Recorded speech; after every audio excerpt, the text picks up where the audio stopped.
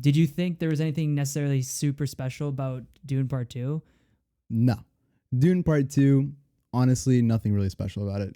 If I'm being really honest. Yeah, it's a fair point. Like a lot of people really hyped up this movie. They were like, this could be great. This could be phenomenal." And then I try my best not to look up any reviews. But they always sneak their way through, and you read a few. And after I watched the movie, I went on Letterboxd, and Letterboxd is a terrible place a lot of the time to read reviews because whatever. And a lot of people are just like, "This is the greatest movie," and this is phenomenal. This is peak cinema, and like it is a really good movie, but it's not anything like innovative. Yeah, 100%. I mean, I have a bit of a list here of a couple movies that I found were like in the same type of genre, like sci-fi. But when you watch them for the first time, you were like, okay, this is different than something that's already done before. You also have to remember Dune is a book, right? It's a book that came out in 1965. So like this is pretty much the inspiration for most of the movies out there. It's just right now we're only getting an incredibly good adaptation now, right? But anyways, the thing that I have here, look, like you got Star Wars, you got Star Trek, you have Lord of the Rings. Those three just right there are massive, massive. Then you have Gladiator, Interstellar, Blade Runner, Arrival, Mad Max, and Avatar. That's a small little list of what I have of some sci-fi movies that pretty much I find did a bunch of innovating things, right? I mean, you have Star Wars with, the huge amount of sci-fi in it that, pretty much got all the geeks and nerds and everybody that, likes space come in and go and watch movies in the theaters, right? I mean, Star Trek started out with a little series and everything. They really started a bunch of, advancements in technology for Star Trek. Lord of the Rings was just these epic battles, these huge battles that you've never seen before on screen. I mean, maybe if you're comparing to like Lawrence of Arabia or something like that, but it's like different sci-fi genre, right? And then you also have Gladiator with the huge Colosseum fights, and again, it's an epic kind of story. Not necessarily sci-fi, but it's still an epic story, right? Where you have such a character that's deeply rooted by his own ambition, right? Which we'll get into it. And then you have Interstellar again. It's like such a cinematography type of movie. It hits almost every cinematography that you want to see, right? It's beautiful movie and an incredible story with a main character you just fall in love with. And then you got Blade Runner with Denis Villeneuve's cinematography on top. Same thing as Arrival. Just that cinematography is insane. And then you even have the older Blade Runner as well, which, has that real futuristic dystopia that, people really think about. And Mad Max, Fury Road, you have basically, it's a dystopian film. It's a sci-fi film, but it's also like in the sand, all that stuff. Same thing as this one. And then you also have Avatar, which Avatar did huge amounts for, CGI in the whole movie industry. It's you have a bunch of these movies that have done something for the film industry. But then comes Dune, and it's a great movie. Don't get me wrong. I'm not saying it's a bad movie, but it's just not adding anything to it. It's stuff that's already all been done before, right? I mean, call me crazy. I don't know, but yeah, no. You're 100% right. Like, I tried really hard to think about it to see like, oh, okay, that was really, really, a push in a new genre for sci-fi. Something that defined the genre of sci-fi in a new light. And one of the questions that you asked me or brought up was a lot of people were like, this is this generation's, Star Wars, and I understand where they're coming from. It all depends on when you're born, and like we grew up with, Christopher Nolan's Batmans and things like that. And, I guess if you're a little bit younger than us, you grew up with a bit of a different, I actually told you in a conversation that to me, if you're born in 2010 and you're now 10 years old or 12, 13, let's say, you could have seen Dune because at least where we are, it's a G movie, max 13 plus. So technically, yeah, you could see it. We're 2024, so you're 14, let's say. So you can go see Dune and watch it, and but you've grown up with superhero movies as the main driving force to come into a theater, and they just have released so many since, let's say, 2010, and it was better early 2010s, but as we get closer to where we are now, I mean, you can name so many that have come out. And so when you look at Dune and you look at all the superhero movies that have come out, when you're in that mindset, you're like, oh, whoa, okay, yeah, Dune is really special when you compare it to that. But when you compare it to what we were, growing up with, and, we got the Christopher Nolans, and then Star Wars was, pre, at least the originals were pre us, but still, you know, you go back, you watch them, great movies. Those are things you want to watch. And then you watch Dune, and you're just like, it's great. But again, like you said, didn't do anything for me.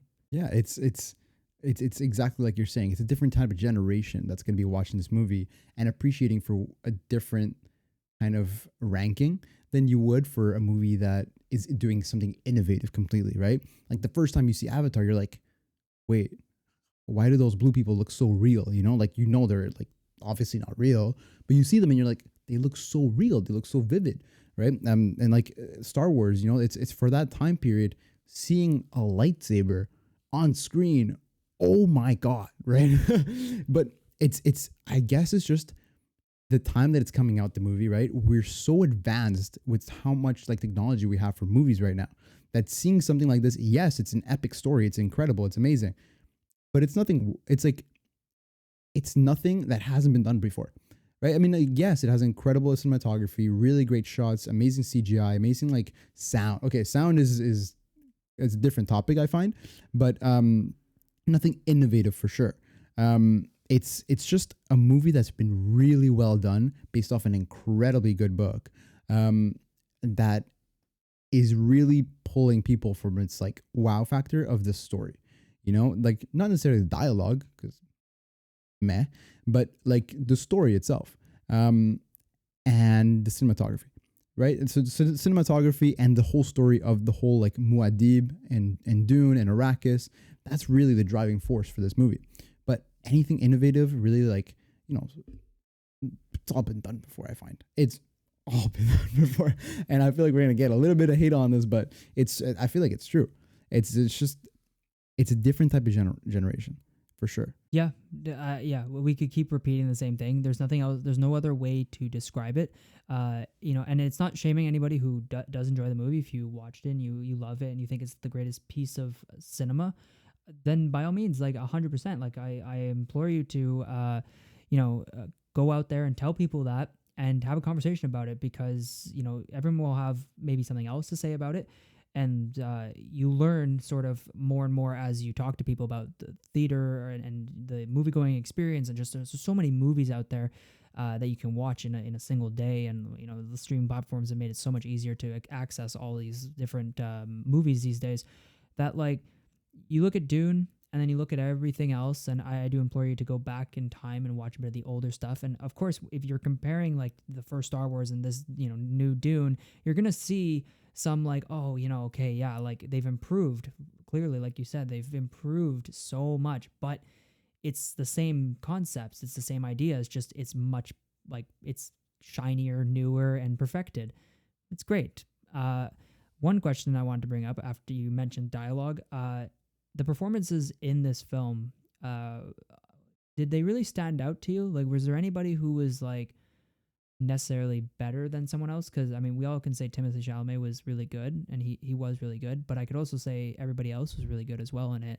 And I don't really think I can really pinpoint a particular actor, in my opinion, that was like better than anybody else. I'm glad you brought this up, because there's a lot of people that were saying, Elvis.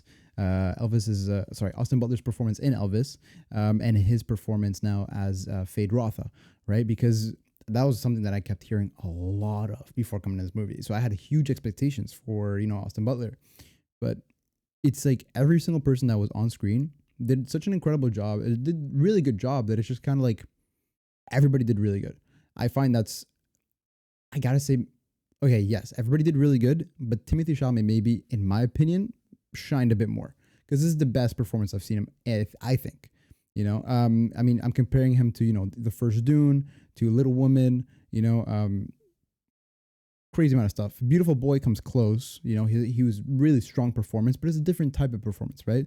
I think for this, just Timothée Chalamet is the one that really took the throne in terms of the acting that wowed me for this, especially that transition from Paul Muad'Dib Atreides to the Kwisatz Haderach, right? or like the chosen one, once he has that speech and he spoilers, he basically pulls the Fremen and converts them, by talking in front of everybody. That's a huge change in character between as soon as you see him and then you see him afterwards. It's not just the way he's talking or what he's saying, but it's Timothy's like facial reactions, his movements, the way he's carrying himself. It's he I think this is his best performance. It's I think his best performance, but I think everybody else did such an incredible job that it kind of just like put everybody at a pretty neutral level, I think it's like a bit weird to say because you have such incredible cast, right? You have, again, Timothy Chalamet, Austin Butler, Florence Pugh, Zendaya, Josh Brolin. You got Christopher Walken too. You got such incredible actors, and I'm forgetting the Baron's name. Alexander Skarsgård. Yes, exactly. You have Baptista in there as well. It's a stellar cast, like 100%. We were all very Lea Seydoux. Is that how you pronounce it? I'm really sorry if I mispronounced that. I know how it's spelled. I'm just not sure. Seydoux. Okay, I'm sorry. My bad. But like she's in there too, not very long, but she's in it and she's really good as well. But yeah, you look at all the performances and you're just like, they're all very good. And maybe it's just me, but like you had said, waiting for Austin Butler to arrive, and like when he showed up, it was very like, okay, like we're here, we're in the present, we're enjoying his performance. He gets his little gladiator scene. That's the first thing I thought when he's in the arena, just gladiator immediately. And so it's maybe for me, it was just a bit of a letdown to necessarily see him not shine higher than the rest of the cast. But it's a difficult task for sure. He hasn't done a ton of like necessarily like big roles, such as, I mean, Elvis was his biggest role. And if anybody follows me on Letterboxd, it's something I want to touch on just because like I'm big Elvis fan, and when I went to go see it and Austin Butler was named, I was kind of skeptical because it was a new name and I wasn't familiar with his material, and so I didn't have a lot of faith. But after watching the movie, I loved his performance and I thought it was extremely well done, and his interviews were super just really drawn to the human level of just what it is to be an actor. And he really, in my opinion, and the reason I bring up my Letterboxd is because I mentioned on my review of my latest rewatch of Elvis, because I had to watch it, right? You see Austin Butler in Dune Part 2, and I was like, now I want to watch Elvis again and see like where the differences are, and after watching it for the fourth or fifth time now, I kind of sit there going, this guy really did put his like heart and soul behind this performance, finding characteristics of a real human being who walked this earth. And the fact that he didn't get the Academy for it still hurts. I'm not gonna lie. But reason I bring it all up is because he put his heart and soul behind it, and he may never escape being Elvis. If he like legitimately, like everyone's like, he always sounds like him. He'll always sound like him. But that just shows how much amount of work he put into the role. And if so be it, if that's what he's going to be known for, in my opinion, like ride that, like that's an achievement. And it kind of brings me back to why I'm talking about Austin Butler in this movie. It's just obviously when I saw him in it and I heard the voice, I was like, yeah, he can't escape it. But it's like, he can't escape it. But like, to me, I appreciate it because I'm like, this is really kind of fun for me. It's like, an actor acting as somebody on top of acting in another movie. That's the way I kind of saw it, but it wasn't enough to pull me out of the movie. But I'm really appreciative of like the amount of work.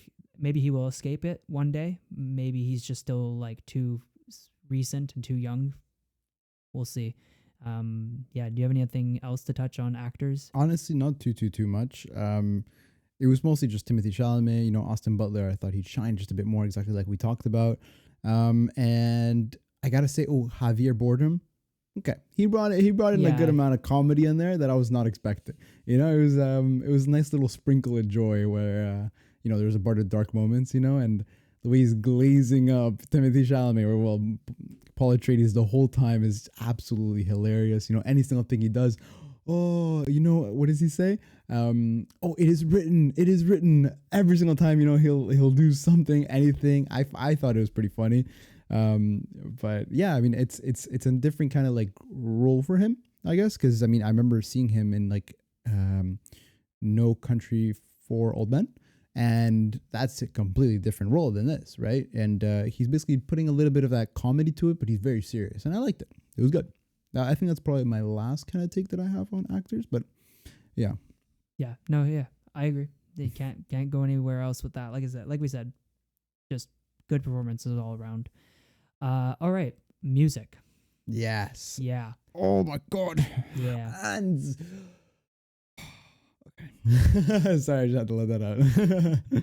Yeah, Hans Zimmer. I mean, yeah, he'll probably win an Oscar for this, unless something somehow finds a way to crush it in this, next year's Oscars. But yeah, it's always a pleasure and a treat to see his work, and he kind of just like executes everything with like precision, and it's so good. I've listened to the credit song a lot.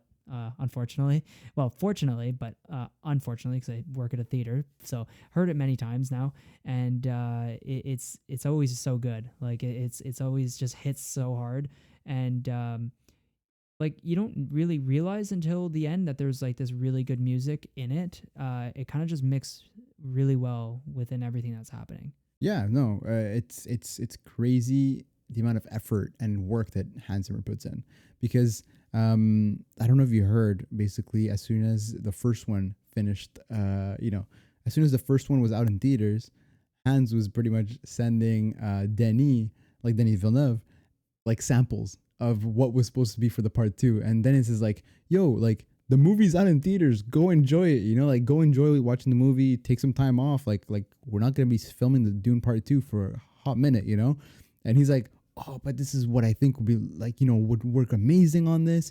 If this kind of crescendos here, and I would basically write like a love kind of like music for Paul and Shani. He was basically coming up with so many ideas before the script was even done. And you even have a bunch of the actors like Austin Butler. He said in an interview that whenever he was trying to get into his character, or whenever he was just pretty much reading the script, he'd want to think of epic, like he'd want to think of himself being in that scenario, in that epic, ensemble with everybody else, that he'd put on the music from the first one, and it's so powerful. And it's very motivating. And like when I watched it in theaters, the music was pretty loud and everything. The sound was loud, but it kind of like shook me, and it's especially in certain scenarios when he does his big up and down with the depth, the deepness, the base of it. Excuse me. It just, you feel it inside, and it connects. He does it so well at specific times, specific moments, whenever there's something happening on screen. I think he's definitely mastered, the movie watching experience with audio and sound. He's a master of his craft for sure, and he shines it on this movie 1,000%. You know that, yeah. I mean, is there ever a time where you just go, no, Hans Zimmer wasn't that good in this? Like really, like it's really hard to pick some. It's really, because like he just shows up in like the most random things. You're like, what? You're like on a mobile ad and it's like composed by Hans Zimmer. You're like, what? So like it's crazy. You open the banking app and it's like Hans Zimmer, you deposited a check. It's like, what? No, he really does. He just pops up out of nowhere, and I love it so much. But speaking of his scores and how they correlate with themes, the themes in these are pretty straightforward. Yeah, you got love, you got you got revenge, you got, I'm sorry, I'm like blanking right now, but yeah, I mean, you have pretty much all the pretty basic themes to any kind of like adventure sci-fi movie. You have love, you have revenge, you have growth, and discovery. There's a bunch of stuff, and I'm for sure missing quite a few, but there's a lot of things that it's already been done. It's just already been done. And it's as like, okay, I it sucks saying that, because it was just such an incredible movie that I really enjoyed, but it felt repeated. It just felt like a repetitive movie to me. Yeah, no, you're 100% right. Like all of it has been done before. One that you didn't mention is religion. It's extreme. It's like probably almost like the biggest theme in the entire movie. And I know when you mentioned, you're thinking I forgot some of the bigger ones. Like I was like, yeah, we literally talked about it. But yeah, no, it's not that these like I said, they've been done before, and they're good themes to have in a movie. That's how you build a story.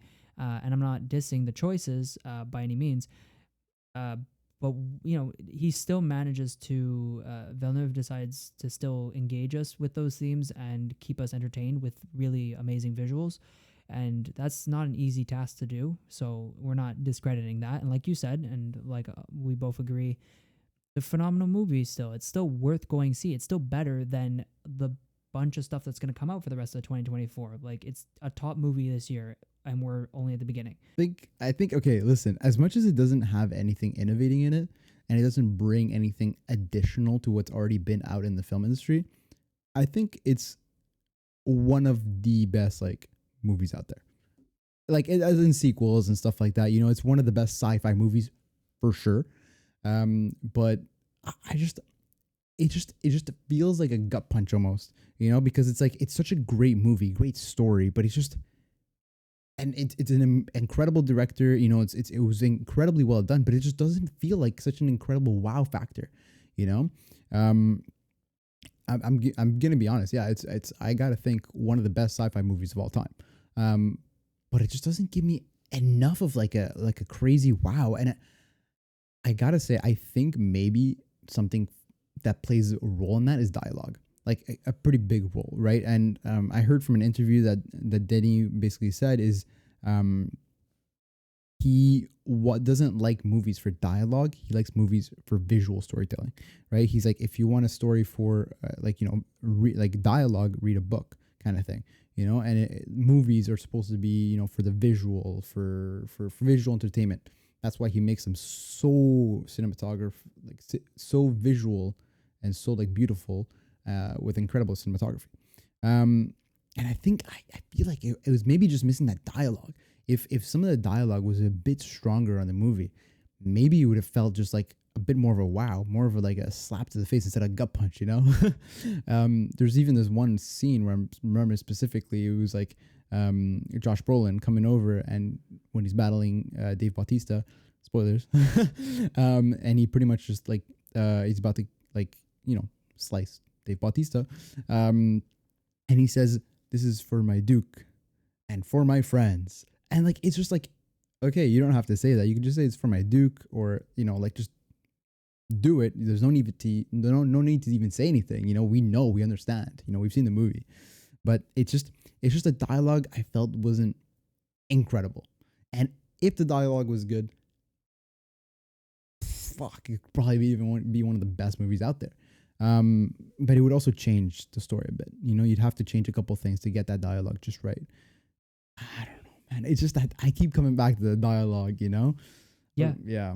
No, yeah, you're 100% right. Because to me, like we're kind of swinging back to the beginning of this video, and talking about how a lot of people praise this for being one of the best movies to come out, and it's really hard to do that when, like you said, there's a weak point, and dialogue is a weak point. Now, we're not saying this movie has to be innovative in necessarily always in the cinematic space. We talked about all these sci-fi movies that brought new things to the stage for us, but Dune doesn't have to do that. But what it does fail is dialogue. And you're right, because to me, like, I'm thinking about movies that really hit home for a lot of people and for ourselves. You think of like your Dead Poet Societies, your Good Will Huntings, and there are a bunch of other ones even in recent times that focus a lot on dialogue. I mean, you can name almost every Christopher Nolan movie who, in my opinion, has the greatest balance ever in between really strong dialogue and really good visual. And the thing is that we're not saying that the dialogue is bad because for example, in that scene where he's like, it's for my Duke, it's for my friends, it's like, we know that, yes, but it's just like humans don't they don't grasp those connections as well, because we we understand cliches so well nowadays that like we immediately go, that's a cliche, that's a cliche, that's a cliche. Like we're so good at it now. Like it's such an easy pick that when a movie falls on it, we kind of go, like you could have done better. If he had taken that 4 word sentence and turned it into a full maybe sentence or something, that's where your dialogue comes in. That's where your writers really have to start to grasp. That's why, in a movie where you have really strong dialogue, you have time to listen to what they're saying and the way that they're trying to, perceive certain emotions through dialogue is where it is. We get emotional visually in Dune Part 2, but dialogue wise, it's like, I don't have that sense whatsoever. But there still are those like key iconic lines, but they don't really stay with you. Because like you could put those lines, in my opinion, from Dune into like any other movie, switch it up to fit the theme of the movie or the scenario of the movie, and it would work regardless. So yeah, you're right. Dialogue is just flat. Yeah, yeah. Except for that, that one line, which I'm gonna try to imitate Austin Butler, but it's not gonna work. Where he goes, "May thy knife chip and shatter." Which, okay, that was a pretty sick line. I'm gonna give him that. It's a good line. It's an incredible line. But it's again, to me, it's like you could put that in not almost anything, but you could put it in a lot of different other types of scenarios. I mean, that's still, anyway. Like that doesn't mean that it works for those other scenarios, but it's just not unique, maybe necessarily. But it is one of the stronger pieces of dialogue for Dune. Like it's great, and I love the performance there. That was great. That was fantastic. Yeah, I think we covered pretty much everything that we wanted to cover here. Go watch the movie. I mean, please do. I mean, maybe we'll watch it again. I don't know. I don't have that eagerness to go watch it again necessarily as I have with other movies. I want to watch an IMAX because I haven't seen an IMAX, right? And everybody implores that this movie in IMAX is a different experience altogether. And, like I remember you watched Oppenheimer, for example, in regular screens, and then you watched it in 70 millimeter IMAX right after. That was, you said yourself, it was a completely different experience for watching a movie, right? And for everybody that's, praising this movie in the IMAX format, I just want to check it out. Maybe it'll change that, perception that I have for it, that little push that I'm missing, that maybe it's a visual thing that I'm missing. I don't know, but maybe watching an IMAX will do that for me. So I think I will watch it again in IMAX for sure. And yeah, I mean, other than that, I think we pretty much just about covered it. Yeah, pretty condensed review of this movie. But yeah, just go watch it. Don't go watch it. I don't care. You do what you want. All right. We'll see you guys soon.